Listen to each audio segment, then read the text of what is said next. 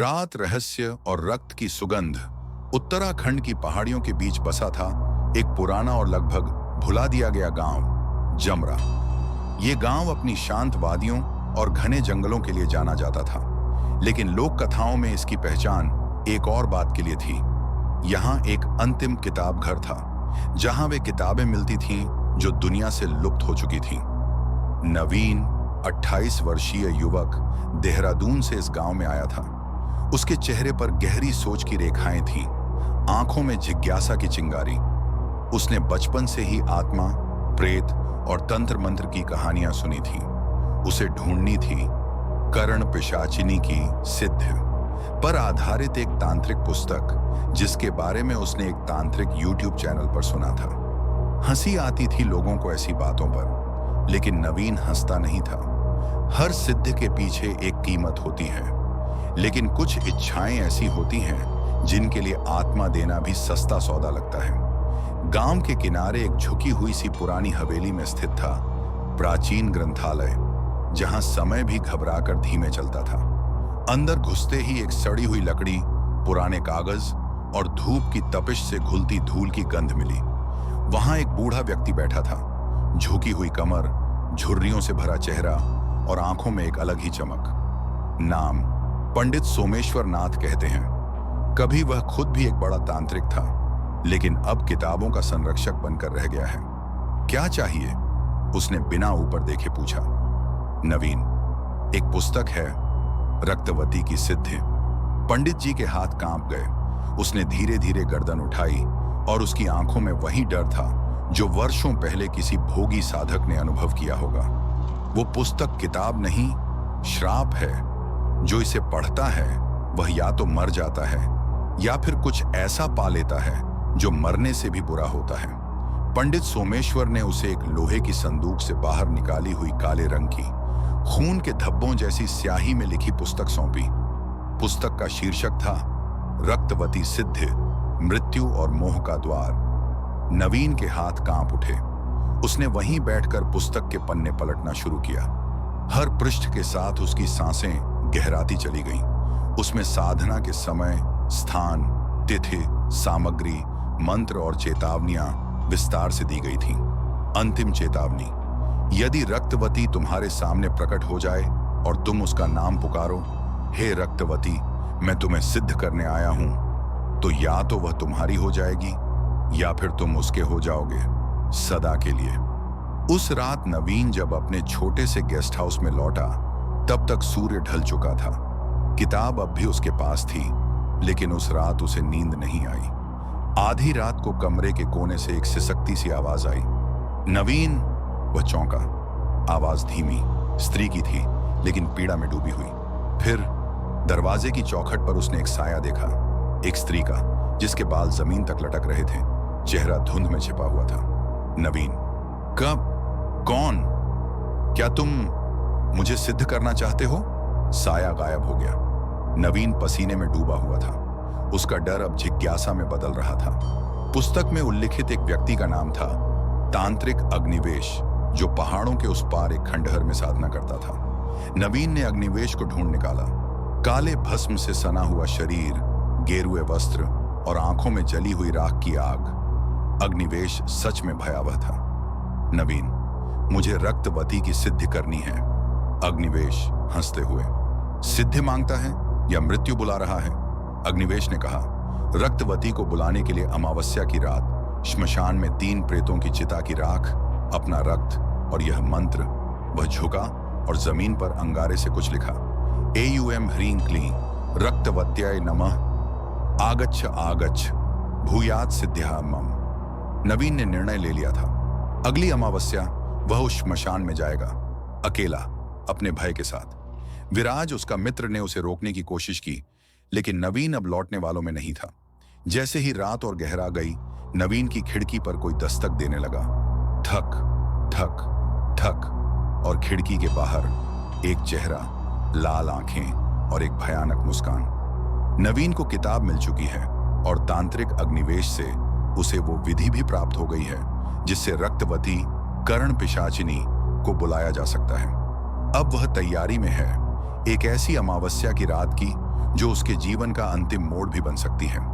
अग्निवेश ने चेताया था, अमावस्या के 7 दिन पूर्व से ही शरीर को तपाओ। मांसाहार, मद्य, स्त्री संग और सोना, ये सब वर्जित हैं। नवीन ने देहरादून के अपने अपार्टमेंट को छोड़कर जमरा गांव के बाहर स्थित वीरान पाताल वन में खुद के लिए एक कुटिया तैयार कर ली। वहां पर सिर्फ 3 चीजें थीं, वो रक्तवती वाली पुस्तक, कुछ तांत्रिक सामग्री और एक लाल आंच वाला दिया जो हर रात तेज होकर कांपने लगता था। रक्तवती की साधना के लिए विशेष सामग्री चाहिए थी। वस्तु विवरण: चिता की राख, 3 अलग अलग श्मशानों से लाना, अनिवार्य शव भस्म, किसी नवमृत कन्या की चिता से केसर और रक्त अपने शरीर के रक्त में घोला गया। असली केसर, योनि पुष्प ताम्र पात्र, एक दुर्लभ ताम्र कटोरी जिसमें रक्त अर्पण होता है। रक्तवती काजल, श्मशान की आग से तैयार किया गया काजल जो आंखों में लगाया जाता है। चंद्रवृत्त थाली, चंद्रमा के आकार वाली चांदी की थाली, रक्त से आच्छादित की जाती है। सावधान, गलत मात्रा, गलत उच्चारण और साधक की मृत्यु तय है। नवीन अब केवल फल खा रहा था और जप कर रहा था। एयूएम ह्रीं क्लीं रक्तवत्याय नमः, आगच्छ आगच्छ भूयात् सिद्धिः मम। रात को जब वह आंख बंद करके ध्यानस्थ बैठा, तब उसकी चेतना के भीतर एक दृश्य फूटा। एक लाल साड़ी में लिपटी स्त्री जिसके चेहरे पर मानो सौंदर्य और शव का मिश्रण था। वह धीरे धीरे उसके पास आई और फुसफुसाई, क्या तुम तैयार हो मुझे बुलाने के लिए? मैं इंतजार कर रही हूं तुम्हारे रक्त की। नवीन की आंख खुल गई। उसका ललाट पसीने में भीग चुका था, लेकिन भीतर से कोई अनोखा आकर्षण उसे पकड़ चुका था। वह डरता था लेकिन रुकना नहीं चाहता था। अग्निवेश ने उसे अंतिम सामग्री के लिए काली श्मशान जाने को कहा, जो कि जंगल के बीचों बीच था, जहां काली मां के उपासक तंत्र प्रयोग करते थे। रात के अंधेरे में नवीन वहां पहुंचा। श्मशान में एक शव जल रहा था, 17 वर्षीय युवती का। उसका परिवार अभी दूर बैठा रो रहा था। अचानक एक आवाज आई, अगर तूने राख छुई तो ये आग तुझे भी भस्म कर देगी। एक बूढ़ी औरत खड़ी थी, मुंह ढका लेकिन आंखें नीली और रक्तवर्ण थीं। नवीन, मुझे राख चाहिए सिद्धि के लिए। बूढ़ी स्त्री, तो ले ले, लेकिन जान ले इस राख की गंध अब तुझसे कभी नहीं जाएगी। ये रक्तवती की पहली सांस है जो अब तुझ में बस जाएगी। अब नवीन को स्वयं को पवित्र करना था। वह एक नदी किनारे गया, नहाया और 3 बार मंत्र से अभिषेक किया। एयूएम रक्तवत्याय स्वाहा, हे शव सुंदरी साक्षात हो। तभी एक भयानक घटना हुई। नदी की लहरों में अचानक खून घुलने लगा और पानी के अंदर से एक सफेद हाथ बाहर निकला, जैसे कोई उसे खींचना चाहता हो। नवीन डर के बावजूद अड़ेग रहा। उसने आंखें बंद की और पूरे विश्वास से बोला, रक्तवती, मैं डरता नहीं, मैं तैयार हूं। यह रात विशेष थी। चंद्रमा नहीं था, हवा स्थिर थी, जंगल के सारे जीव मौन थे। नवीन अब उस काल श्मशान में था जहां चारों ओर राख, काले धुएं और अधजली लकड़ियों की गंध फैली हुई थी। उसने अपनी थाली में 3 शवों की राख रखी, उसमें केसर और रक्त मिलाया और मध्य में दीपक रखकर मंत्रों का जाप करने लगा। एयूएम ह्रीं क्लीं रक्तवत्याय नमः, आगच्छ आगच्छ। चारों दिशाओं से हवा घूमने लगी। श्मशान की अग्नियां अचानक भड़क उठी। एक के बाद एक चिताएं खुद ब खुद जलने लगी। अचानक सामने धुएं के गुब्बार से एक आकृति उभरी। लंबे खुले बाल, लाल आंखें, अध खुले वस्त्र और एक मोहकता जो किसी स्त्री की नहीं बल्कि किसी भूतिया देवी की थी। वह चलती नहीं थी, तैरती थी। हवा में उसकी हर हरकत जैसे मंत्र में बंधी हो। वह नवीन के समीप आई और बोली, मैं रक्तवती हूं, जो बुलाए उसके प्राण पीती हूं, जो भोगे उसे प्रेत बना देती हूं, लेकिन जो सच्चा हो उसे मैं अपना बना लेती हूं। नवीन चुप था। सांसें धीमी हो गईं, लेकिन आंखें झपकती नहीं थीं। क्या तुम मुझे अपना बनाने आए हो या खुद को मेरे हवाले करने आए हो? नवीन ने गहरे स्वर में उत्तर दिया, मैं तुम्हें सिद्ध करने नहीं, अपनाने आया हूं। तुम जो हो मैं वही चाहता हूं। रक्तवती मुस्कुराई, एक ऐसी मुस्कान जिससे पूरा श्मशान कांप उठा। वह आगे बढ़ी, अपने नाखूनों से नवीन की हथेली पर एक कट किया।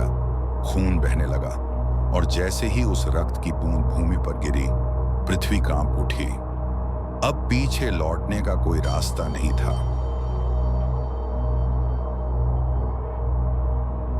रात के तीसरे पहर में नवीन ने महसूस किया कि रक्तवती बस किसी सिद्धि की देवी नहीं, वो एक अधूरी आत्मा है जो प्रेम और पीड़ा में फंसी है। उसका शरीर भले ही पिशाचिनी हो, पर हृदय एक ठुकराई गई कन्या का था। रक्तवती ने नवीन का हाथ थामा, उसके घाव से निकले रक्त को अपने अधरों से चूमा, लेकिन यह चुंबन कोई हिंसा नहीं था, यह स्वीकार था। तुमने मुझे नहीं डराया, तुमने मुझे चुराया नहीं, तुमने मुझे चाहा, इसलिए अब मैं तुम्हारी हूं। शब्दों की गर्मी जंगल के ठंडे पत्तों पर उतर आई। रक्तवती ने नवीन को अपने रक्तपाश मंत्र से बांधा। अब तुम मुझसे बंध चुके हो। तुम यदि किसी और स्त्री के पास गए तो वह उसी क्षण मर जाएगी। तुम यदि मुझे छोड़ने की सोचे भी तो तुम्हारा हृदय फट जाएगा। लेकिन ये आदेश नहीं लग रहे थे नवीन को। उसे लग रहा था जैसे किसी टूटी स्त्री का विश्वास पाने की कीमत है ये। अगली रात जब नवीन सो रहा था तो उसने देखा रक्तवती जंगल में एक पुराने कुएं के पास बैठी है। वो एक टूटे हुए हार को निहार रही थी। उसके पास एक पुरुष की कटी उंगली थी। नवीन धीरे धीरे उसके पास गया। ये क्या है? रक्तिका बोली। वो पहला साधक था जिसने मुझे केवल सिद्ध के लिए बुलाया। उसने मेरा प्रेम मांगा पर मेरे शरीर से खेला, इसलिए मैंने उसका अंग काट कर रखा ताकि हर रोज याद रहे कि विश्वास क्या होता है। 400 साल पहले की बात। वह एक ब्राह्मण कन्या थी, रक्तिका। उसका विवाह हुआ एक युवक विभोर से जिसे तंत्र विद्या का मोह था। वह विभोर रक्तिका की सुंदरता से आकर्षित था पर प्रेम नहीं करता था। एक दिन सिद्धि के लिए विभोर ने ही रक्तिका को बलि चढ़ा दिया। अधूरी आत्मा, अधूरी विद्या, अधूरी देह, वहीं जन्म हुआ करण पिशाचिनी रक्तवती का। रक्तवती ने नवीन को बुलाया। वह चाहती थी कि नवीन उसे पूर्णता दे, न केवल सिद्ध से बल्कि आत्मा से, शरीर से, प्रेम से। श्मशान की एक बुझ चुकी चिता पर वे दोनों बैठे। चारों ओर राख थी, नीला धुआं और एक अकेली लाल बत्ती। रक्तवती ने अपने वस्त्र धीरे धीरे हटा दिए। नवीन कांपा नहीं बल्कि धीरे से उसकी ठंडी त्वचा को थामा। मैं एक लाश नहीं, मैं वो हूं जो कभी जीवित थी। क्या तुम मुझे फिर से जगा सकते हो? नवीन ने उसका चेहरा चूमा। चिता पर पिशाचिनी ने प्रेम का स्पर्श पहली बार पाया। अग्निवेश ने एक झोंपड़ी में ध्यानस्थ होकर नवीन की चेतना में प्रवेश किया। नवीन, तुम रेखा पार कर चुके हो। अब ये प्रेम नहीं, बंधन बन जाएगा। रक्तवती तुम्हें छोड़ने नहीं देगी और जो कोई तुम्हें चाहेगा उसका विनाश निश्चित है। नवीन ने उत्तर दिया। मैंने जानबूझकर ये मार्ग चुना है गुरु। अब मैं उसे अधूरा नहीं छोड़ सकता। वो कोई साधना नहीं, वो स्त्री है और मैं उसका पुरुष हूं। रक्तवती ने नवीन को अब एक नई विद्या दी, रक्त संयोग वशीकरण, जो केवल एक बार किसी के साथ प्रयोग होता है। यह मंत्र रक्त पिशाचिनी को स्थायी रूप से साधक के शरीर में प्रविष्ट करा देता है। साधक और पिशाचिनी दोनों एक शरीर, एक मन बन जाते हैं। परंतु परिणाम था, कोई भी तीसरा व्यक्ति यदि उस जोड़े के समीप जाए तो वह प्रेत बन जाता है। अब नवीन के सामने विकल्प था, या तो वह साधारण जीवन छोड़कर रक्तवती के साथ एक प्रेत जगत का जीवन जिए, या इस रिश्ते को छोड़कर साधारण मनुष्य बना रहे, पर हमेशा के लिए अधूरा। नवीन मुस्कुराया। उसने रक्तवती की आंखों में देखा और कहा, मैंने तो पहले ही तुम्हारे साथ मरना चुन लिया था। अब तुम्हारे साथ जीने का क्या डर। श्मशान की वह रात जब नवीन और रक्तवती एक हो गए थे, उसने एक अशुभ दरवाजा खोल दिया था। अब केवल रातें नहीं बदलती थीं, बल्कि नवीन का शरीर भी धीरे धीरे मानवीय से कुछ और बनता जा रहा था। उसकी आंखें दिन में लाल हो जाती। उसकी भूख अब रोटियों से नहीं, कच्चे मांस और रक्त से जुड़ी हुई थी। एक दोपहर अग्निवेश स्वयं नवीन के समक्ष आया, झोंपड़ी के बाहर नीम के पेड़ के नीचे। नवीन, तुझे चेताया था, तूने प्रेम के नाम पर उस प्रेत को अंगीकार किया। अब तू एक मानव पिशाच है और पहला शिकार तुझे आज ही करना होगा। नहीं तो तेरा शरीर सड़ने लगेगा और आत्मा विक्षिप्त हो जाएगी। नवीन कांप उठा। क्या मुझे किसी को मारना होगा? हाँ, पर चुन तू करेगा या निर्दोष मनुष्य या तुझसे प्रेम करने वाला कोई? रक्तवती उसे पास बुलाती है, जंगल की एक वीरान गुफा में। वहां मिट्टी की एक प्रतिमा थी जिस पर लिखा था, प्रेम दे प्राण ले, यही करण की विधि का व्रत है। वह बोलती है, नवीन, अब तू केवल मेरा साधक नहीं, तू मेरा संयुक्त आत्मा है। तुझे बलिदान देना होगा वरना तू खुद मर जाएगा। नवीन ने आंखें बंद की। उसी गांव में जहां नवीन पहले रहता था, उसकी बचपन की मित्र अमृता उससे मिलने आई। नवीन, तुम कहां गायब हो गए थे? मैं तुम्हें ढूंढते ढूंढते तंत्रियों तक पहुंच गई थी। वो रो रही थी। रक्तवती पास खड़ी थी। उसकी आंखें जलने लगी। ये लड़की तुझे चाहती है, वो तेरा पहला शिकार हो सकती है। तेरी आत्मा तड़पेगी पर तेरा शरीर बचेगा। नवीन का रोम रोम कांप उठा। रक्तवती ने अमृता को देखा। उसने एक मंत्र पढ़ा और अमृता बेहोश हो गई। फिर नवीन से बोली, तू उसके रक्त का एक बूंद पी ले, बस तेरी पीड़ा मिट जाएगी। नवीन ने उसके ललाट से एक बूंद रक्त चाटा। अचानक उसकी आंखें भभक उठी। उसकी धमनियां काली पड़ गईं। रक्त ने अपना प्रभाव दिखाना शुरू किया। उसी रात नवीन को एक सपना आया। वह स्वयं को देख रहा था, एक राजमहल में, राजा की वेशभूषा में और रक्तवती रानी के वस्त्रों में, पर दोनों के चारों ओर सिर्फ कत्ल, रक्त और लाशें। क्या यह मेरा भविष्य है? क्या मैं एक प्रेतराज बनने वाला हूं या फिर एक प्रेमी जो सब कुछ त्याग देगा? अगले दिन रक्तवती बोली, अब तुझे मेरी जाति की स्वीकृति चाहिए। जो करण पिशाचिनी के साथ बंधन में आता है उसे रक्त संघ में परीक्षा देनी होती है। नवीन को एक काले वृत्त में खड़ा किया गया। चारों ओर पिशाच, प्रेत और सिद्ध पिशाचिनियां। परीक्षा थी, एक गर्भवती स्त्री का रक्त पीकर साबित करो कि प्रेम से परे तुम पिशाच संवेदन के अधिकारी हो। नवीन ने उस स्त्री को देखा। उसके भीतर एक नया जीवन धड़क रहा था। उसका अंतःकरण चीखा, नहीं। नवीन ने रक्त पिशाचों की ओर देखा। मैं प्रेम कर चुका हूं पिशाचिनी से, पर मैं अब भी मानव हूं और जब तक हृदय धड़कता है मैं निर्दोषों को नहीं मारूंगा। रक्तवती चुप खड़ी थी, लेकिन उसके अधरों पर एक मुस्कान थी। तो तू मेरा सच्चा प्रेमी है नवीन। तूने बलिदान से ऊपर मानवता को रखा। अब मैं तुझे अपना रक्ताश्रु दूंगी जो तेरे भीतर की भूख को संतुलित करेगा, बिना निर्दोषों का रक्त पिए। रक्तवती ने अपने नेत्रों से 2 रक्ताश्रु निकाले, उन्हें नवीन के हृदय में प्रविष्ट कराया। अब नवीन पूर्ण पिशाच नहीं और साधारण मानव भी नहीं। वह एक रक्ताश्रुधारी प्रेत पुरुष बन चुका था, जिसे पिशाचिनी का प्रेम, शक्ति और संयम तीनों प्राप्त हुए थे। जब नवीन ने पिशाचों की सभा में मानवता को चुना तो वह निर्णय एक अन्य त्रासदी का कारण बना। रक्त पिशाचों की प्राचीन परंपराएं टूटी और उनकी अग्निवाणी ने जागृत किया एक रक्त भिक्षु को। नाम था बलाकनाथ, एक राक्षसी साधु जो केवल उन्हीं पिशाचिनियों को मान्यता देता था जो निर्मम रक्त स्नान से सिद्ध होती थी। रक्तवती ने नियम तोड़ा था। बलाकनाथ उसे मिटाने आ रहा था। रक्तवती, तूने कर्ण पिशाचिनी होते हुए भी प्रेम किया। तेरे भीतर दया कैसे आ गई? आज से तू पिशाचिनी नहीं, एक कलंक है। और फिर उसने कहा, 3 रात्रियों में या तो नवीन तेरा रक्त छके और तुझे पूर्ण पिशाचिनी बनाए, या मैं तुझे आग में जलाकर भस्म कर दूंगा। उसने नवीन को बताया, बलाकनाथ कोई साधारण तांत्रिक नहीं, वह प्राचीन राक्षसी साधु है जिसने सैकड़ों कर्ण पिशाचिनियों को भस्म कर डाला है। नवीन, कहानी कैसी लगी आपको? द्वितीय भाग शीघ्र ही आपके समक्ष प्रस्तुत होगा। तब तक हमारे इस प्रयास को आशीर्वचन रूप में पसंद प्रदान करें तथा सदस्यता ग्रहण करना न भूलें। और हाँ, वह घंटी का चिन्ह अवश्य दबाएं, जिससे जब भी हम नवीन दृश्य श्रृंखला प्रस्तुत करें आपको उसका संकेत तत्काल प्राप्त हो। जय महादेव, हर हर महादेव।